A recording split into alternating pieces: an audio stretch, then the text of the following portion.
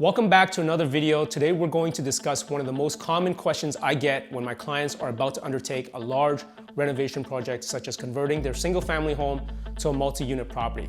And that question is whether they should hire a general contractor to take care of everything or manage the renovation themselves. This is the one question that never goes away because there are so many factors that play into that decision. Whatever your decision ends up being, it will impact the cost of the project, the timelines, your own schedule, the context you can gain, your knowledge, and most importantly, your own sanity. So let's dive into the factors that you need to consider before making a decision on whether to hire a general contractor or manage a project on your own. Before we get started, if you enjoy our content, then please click the like button before we get started on this video. This really helps get the content to more people so that they can also benefit from this information. Also, please consider subscribing to our channel so that you automatically get our video as soon as it becomes available. So in this video, we're going to outline the scope of work involved in each option, what the advantages and disadvantages are to each, and ultimately when it would make the most sense for you to choose one option over the other. So let's begin our discussion by outlining the scope of what each decision entails. First, let's talk about what would be involved if you were to hire a general contractor to work on your project. They would be responsible for a number of things. The general contractor is going to be responsible for hiring other subcontractors onto the project. These typically include licensed trades such as electricians, plumbers, and mechanical contractors. They would also typically bring in specialized trades such as framers, drywallers, insulation companies, window and door contractors, and kitchen installers. Some of the type of work that doesn't require trade licensing may also be in-house staffed by the general contractor themselves. And if the contractor is a large enough company, they may even have their own licensed tradespeople in-house. So your general contractor will be responsible for hiring, firing, and managing these trades. Depending on the individual general contractor, they may also include project management, which ensures that a site supervisor is available on site as needed and to meet the inspectors at various stages. The role of the project manager is to also ensure the work is done on schedule and to communicate the progress with the client. Additionally, the project manager will need to communicate with various third parties, such as utility companies, to ensure that work is coordinated properly with the various trades. For example, you may need to communicate with the city's water and sewer department to arrange for service upgrades. Some general contractors don't include this and focus strictly on the work and instead advise the client to manage the overall project and meet with inspectors. Sometimes a client can also hire a third-party construction or project manager to handle these tasks. If you expect your general contractor to handle this, make sure that it's included in your contract with them. Okay, so now let's talk about what you would need to do if you were managing everything yourself. So of course, you will need to hire and manage all the tradespeople for the entire project, as well as be present for all inspections and push the schedule along. You'll need to remain in contact with the city building department and coordinate various parties together, such as utility companies, city services, and tradespeople. If you take on everything yourself, you'll be basically doing the job of the general contractor and the project manager. Now, obviously, this is going to be a lot of work and it will be very time-consuming. So now that we've covered the scope, let's go through the pros and cons of both hiring a general contractor and managing everything yourself. So let's start with the advantages and disadvantages of hiring a general contractor. The advantages consist of the following. Number one, of course, a GC with the experience and skill sets will save you a ton of time. They obviously have more knowledge and experience compared to people who haven't been through a renovation or are just starting out. Number two, they already have trusted trades that they can rely on. Number three, a GC who also manages the project for you means that you don't need to be on site. This is especially important if your property is some distance away from where you live. Number four, a GC with local experience often had built rapport with inspectors, vendors, and utility companies. And lastly, of course, you can rely on a trusted GC for good advice on what things you should or shouldn't do based on their experience. Now, when it comes to the disadvantages of hiring a general contractor, there's going to be a few. The first thing is that if your GC stops the project for whatever reason, your entire project stops. This is because all subcontractors are working through that GC. Number two, if the GC happens to be dishonest, they may cut corners on certain items.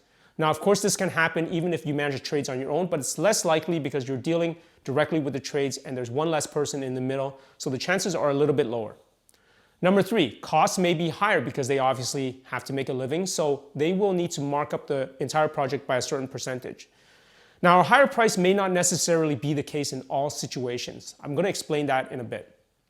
Lastly, you're not going to learn as much about the process compared to going through it on your own.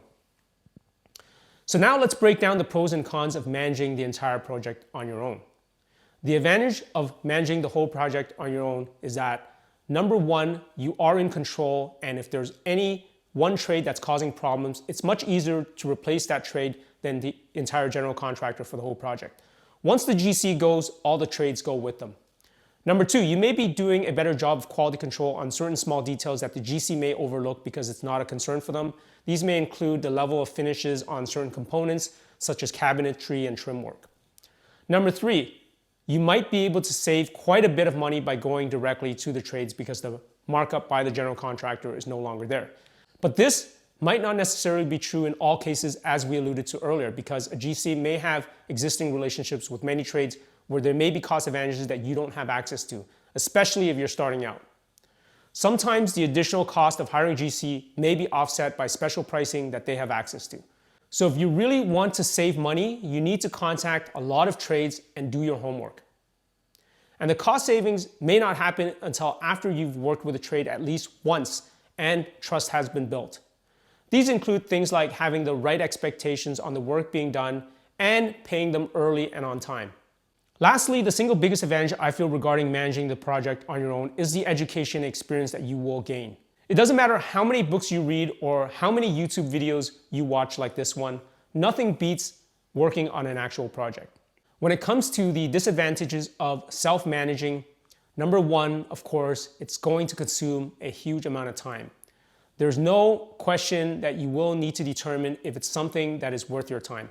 Number 2, you will not have the list of tradespeople if you're starting out, so you're going to have to build this from scratch, although you should reach out to people in your network for referrals. For our clients and students, we actually do have a Rolodex of trusted contractors, so that's a great start for many folks in our network, and we also have a VIP support group. Number 3, if the job site is far away from where you live, expect that you're going to do a lot of driving and spending a lot of time on site. Number 4, you're going to have to do a lot of communicating with vendors, city staff, and other parties such as utility companies to ensure that things are progressing with your project. And lastly, you're going to be on your own, so you have to spend a lot of time researching or consulting with someone who has the experience. For our clients, we provide the added coaching during the renovation process. Okay, so given all this information on the scope of work for a project, as well as the pros and cons for both options of hiring a GC or self-managing, let's discuss what the best choice is. Well, as you can guess, there is no right answer here. The optimal choice would depend entirely on you and what you want to get out of this. It'll depend on your personal situation, and ultimately, we need to look at your costs, not just in terms of money, but also in terms of energy and potentially other opportunities. Remember, anything you say yes to means you're saying no to something else. So having said that, when would it be better for you to hire a general contractor for your project? It's going to make sense if you absolutely have no desire to be part of the renovation process and are not looking to learn or gain any experience from it. You may be too busy, or your time is too valuable as it is, and you feel that it's better allocated somewhere else. Perhaps you're really good at acquiring partners for projects and raising capital, and any time you have doing that yields a much greater return. You're happy paying good general contractors what they're worth while you focus on the deals themselves. Ultimately, time is your most valuable asset, and you don't want to allocate it for anything that is not getting you the highest value. This is where it makes the most sense to have a general contractor assist you with your project. On the other hand, when would it be ideal to manage the project yourself? I would say that the ideal person who should manage their own project is the one who is passionate about learning the ins and outs of renovations, perhaps so that they can do more of them in the future. Again, nothing beats the experience of actually going through a project from start to finish. Ultimately, the biggest reason I think people should manage their own project is not for cost factors, but rather because they really want to learn the process and be able to repeat that in the future and improve things along the way and streamline the process. This is especially true when they're starting out. Okay, so that covers our discussion on whether or not you should hire a general contractor or manage a project yourself. I hope you found this video helpful. So what are your thoughts? Do you think it's better to hire out or be your own general contractor? Can you think of any additional pros and cons to each that I didn't mention? So please share them in the comments below. Again, please like this video and subscribe to our channel so that we can get more content out there to you and other folks as well, and share this video with someone who you think will benefit. Thanks again for watching, and we'll see you in the next video. I feel very stiff. Yeah. You think I should be a little bit more like... The role of the project manager, property manager. The role of the project manager is to also... The role of the property... What the... For a project, as well as the pros and cons. I just saw a raccoon. Was a big guy. Okay, where was I? You read, or how many YouTubes you watch. YouTubes. Just watch the YouTube. Don't watch the video, just watch the YouTubes. Thanks again for watching, and we'll see you in the next video. Done did it?